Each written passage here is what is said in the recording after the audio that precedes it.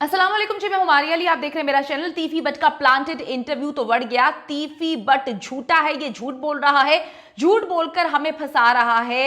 एहसन शाह का एतराफी बयान जिसने आग लगा के रख दी है, अदालत में जमा हो चुका है। 2 शूटर्स थे और 3 सहूलतकार अमीर बलाज को कत्ल करने के लिए गए थे। सारी मॉनिटरिंग तीफी बट खुद कर रहा था। क्या अमीर बलाज को कत्ल करने वाले शूटर को तीफी बट ने खुद गोली से मारा? पुलिस मजीद वीडियोज और सबूत जो है वो सामने लेकर आ गई है। तीफी और गोगी बट के इंटरव्यूज ही आएंगे, वो खुद नहीं आएंगे। एहसन शाह ने अदालत में कयामत खेज इंकशाफात कर दिए जो कि बहुत ही हॉरिबल है, बहुत ही खौफनाक है। आज की वीडियो में हम इस पर बात करने जा रहे हैं। एहसन शाह जिसको फंसाने की कोशिश की गई, एहसन शाह ने पकड़ के जो है वो हर चीज का कल्ला कमा कर दिया, हर एक को फंसा दिया और बोल दिया कि आप सबूत इकट्ठे करें, मैं गवाही दूंगा। अब देखिए ये गवाही कब तक चलती है, क्योंकि पैसे से जो इंसान बिक जाए और बिक कर अपने दोस्त की रैकी कर दे तो वो तो उसका तो कोई दीन ईमान है ही नहीं ना। टीपू ट्रकावाला के बेटे अमीर बलाज टीपू के कत्ल में मुलव्विस गिरफ्तार मुल्जिमान की तफ्तीश के दौरान एतराफी बयान सामने आ चुके हैं, जिसमें वो लोग तीफी बट को नामजद कर रहे हैं।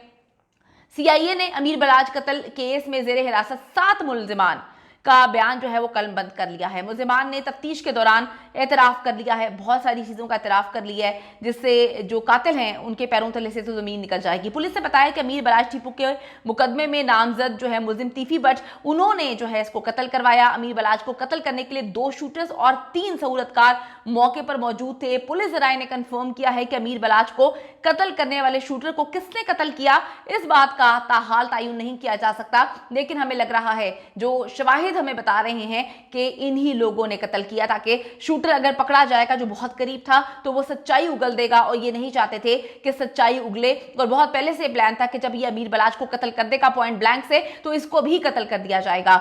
मुल्जिम एहसन शाह ने अमीर बलाज की इतला तीफी बट को देने का एतराफ कर लिया है। पुलिस ने बताया कि मुल्जिम एहसन शाह को अदालत में पेश करके मजीद तफ्तीश के लिए 6 रोजा जिस्मानी रिमांड हासिल किया है। पुलिस ने असगर पठान, मलिक एहसान, एहसन शाह, शूटर अयास को हिरासत में लिया हुआ है। पुलिस ने यह भी बताया कि सहूलतकार बिलाल, ड्राइवर हसनैन को भी हमने हिरासत में लिया हुआ है, और जेर हिरासत मुल्जिमान से तफ्तीश के दौरान ताने बाने तीफी बट से ही मिलते हैं। यानी कि जो पुलिस ने कुछ दिन पहले प्रेस कॉन्फ्रेंस की थी उसमें कहा था कि जी हर चीज तीफी बट ने की है, लेकिन कितनी अजीब सी बात है कि तीफी बट को आप लोग पकड़ नहीं पाएंगे, क्योंकि आप बता के कि हमें जो है लगता है वो दुबई फरार हुए, दुबई से वो आगे कहीं पर फरार हो चुके हैं। और अफसोस का मकाम है कि एक नामजद जो मुल्जिम है वो नेशनल टेलीविजन पे बैठ के इंटरव्यू दे रहा है। मोहसिन नकवी साहब का चैनल है जहां पर एक प्लांटेड इंटरव्यू हुआ है, जिसे बच्चा देखकर भी बता सकता है कि किस तरह से डमी एंकर को बिठाया गया और किस तरह से रटाया गया कि ये जवाब होंगे, ये सवाल होंगे और आपने बस जो है इस तरह से बोल देना है। अब पुलिस ने बताया कि जी हर चीज के ताने बाने पहले दिन से पुलिस कह रही है तीफी बट से मिलते हैं। पुलिस के हाथ मजीद वीडियोस भी लगी हैं, जिससे साबित होता है कि शादी की तकरीब में तीफी बट ने सब कुछ मॉनिटर किया, और अमीर बलाज की मौत की कंफर्मेशन के बाद वो मोटरवे के रास्ते इस्लामाबाद फरार हुआ। डीआईजी इमरान किशोर साहब के मुताबिक अमीर बलाज टीपू के मुकदमे में नामजद मुल्जिम तीफी बट ने कत्ल करवाया है। दौरान तफ्तीश एहसन शाह ने नामजद मुल्जिमान, जिसमें तीफी बट और गोगी बट शामिल हैं, उनके साथ राब्तों का एतराफ भी किया है।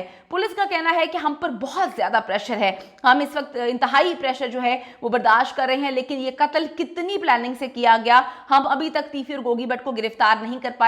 बहुत ज्यादा एग्जीक्यूशन जबरदस्त थी, हम सब ने देखा, बहुत ज्यादा प्लानिंग थी। और अगर ये बात बोले कि कोई अपना और अंदर का मुलविस नहीं था तो ये गलत होगा। हमने आपको पहले भी कहा था कि कोई अपना बंदा मुलविस होगा, तो फिर एहसन शाह सामने आया, पुलिस ने एहसन शाह को पकड़ा और पता चला कि उससे रैकी की है, वो मुसलसल रैकी कर रहा था, लेकिन गार्ड्स या इर्द गिर्द वाले और लोग या दोस्त, उनमें से भी कोई ऐसा बंदा जरूर मौजूद था जिसको पता था कि गार्ड्स के पास जो है वो गोलियां नहीं है या पिस्टल है, क्लाशनकोफ जो है वो गाड़ी में रखी हुई है। बहुत सारी ऐसी चीजें थी जो और भी मजीद लोग जो हैं वो जो है मुंह खोल सकते हैं अगर उनको पकड़ा जाए। दूसरी बात है, बड़ी मिस्टीरियस बात है कि एक इतना हाई प्रोफाइल किस्म का बंदा और वहां पे गार्ड्स जो हैं वो सही से सिक्योरिटी नहीं उनको दे पाए, ये भी बड़ी मिस्टीरियस चीज है।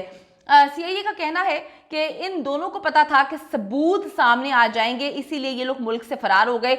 यानी कि अब ये कंफर्म कर रहे हैं कि तीफी बट को तो ये बता चुके हैं कि मुल्क से फरार हो चुका है। अब इनके मुताबिक गोगी बट भी मुल्क से फरार हो चुका है, गोगी बट भी जो है पाकिस्तान में मौजूद नहीं है। और वो कहते हैं पहले से रिकॉर्ड करवाए इंटरव्यू अब चलाए जा रहे हैं। ये तो अल्लाह ही बेहतर जानता है कि पहले इंटरव्यू रिकॉर्ड करवाए या जो है अभी करवाए, लेकिन बात सिर्फ इतनी है कि ये दोनों मुल्क से फरार हो चुके हैं और पुलिस के हाथ कुछ भी नहीं है। पुलिस एक बार फिर से खाली हाथ लेके बैठी हुई है, स्ट्रैटेजीज बना रही है और पता नहीं क्या क्या गेमें डाल रही है। तो इन गेम्स का तो कोई फायदा नहीं है जब आप उनको पकड़ ही नहीं पाएंगे। वो आपकी नाक के नीचे बैठ के नेशनल टेलीविजन पे इंटरव्यू दे रहे हैं और आप कुछ भी ना कर पाए। अब जी इस वक्त तकरीबन दर्जन मुल्जिमान जो है पुलिस की हिरासत में हैं और अब आहिस्ता आहिस्ता इन सबकी गिरफ्तारियां जो है डाली जा रही हैं, इनको अदालतों में पेश किया जा रहा है। चलान बड़ा इंपॉर्टेंट है इस केस का, चलान बता देगा कि कहां पर क्या चीज स्टैंड होती है। गोगी भट्ट का नाम बड़े आराम से इन्होंने निकाला हुआ है, लेकिन अब ये देखना है कि क्या गोगी भट्ट का इंटरव्यू भी बहुत जल्द जो है वो नेशनल टेलीविजन पे आएगा, किस नेशनल टेलीविजन पे आएगा ये भी वक्त बता देगा। अब फिलहाल सब तीफी और गोगी भट्ट के खिलाफ ही बयान दे रहे हैं, इसलिए उम्मीद है कि जल्द गोगी भट्ट की तरफ से भी प्लांटेड इंटरव्यू जो है वो कर दिया जाएगा, जिसमें वो बताएंगे कि मैंने ये सब कुछ नहीं किया। मैं आपको थोड़ा सा बताती चलूँ कि जब प्लांटेड तीफी भट्ट का इंटरव्यू हुआ था उसमें उन्होंने बताया कि मैंने तो टीपू ट्रक वाले को भी बचाने की बड़ी कोशिश की, ब्ला ब्ला कहानी सुनाई कि वो अपनी वालदा की आयादत के लिए यहाँ गए वहाँ गए, ठीक है। उसके बाद अमीर वलाज की फैमिली ने इसको जो है वो झूठा करार दिया। उन्होंने कहा ऐसा कभी भी नहीं हुआ था, यानी कि बैठकर नेशनल टेलीविजन पे अपनी बड़ाई पेश कर रहे थे। हर बंदे को हक है अपनी सच्चाई, अपनी बड़ाई या अपना झूठ सच जो है पेश करने का। ये चूरन है, मीडिया तो जो है वो पैसे लेता है और कहता है कि जी जिसने झूठ सच बेचना है बेचे। मीडिया खुद ये सब कुछ कर रहा है, इसलिए तो हम इसको गोदी मीडिया कहते हैं। जिस तरह से गोदी मीडिया ने पिछले 2-3 साल में जो रिपोर्टिंग की है हमने बहुत अच्छे से देखा है, इनसे आप क्या उम्मीद लगा सकते हैं। अच्छा जी, अब ये है कि इस वक्त अंदर फंसे शूटर्स और एहसन शाह गोगी और तीफी भट्ट पर सख्त बरहम है, बहुत उनको गुस्सा चढ़ा हुआ है, क्योंकि उनको जो प्लानिंग तो बहुत थी। प्लानिंग तो मुजफ्फर को भी ये बताया गया था कि जब तुम कत्ल कर दोगे तुम निकल जाओगे यहाँ से, उसके बाद तुम्हें 1 साल जो है वो मुल्क से बाहर रहना है। वो अपनी बीवी को जब पैसे देकर आता है जो कि इन्होंने एडवांस दिया हुआ था, उसके बाद उसने अपनी बीवी को कहा कि जी मैं तुम्हें हर महीने 2 लाख भिजवाया करूंगा, तुमने जो है वो अच्छे से उसको खर्च करना है, जो तुम्हारा दिल चाहे तुम वो करो। मैं 1 साल के लिए जो है वो बैरून मुल्क जा रहा हूँ, उसके बाद हम सारे बैरून मुल्क शिफ्ट हो जाएंगे।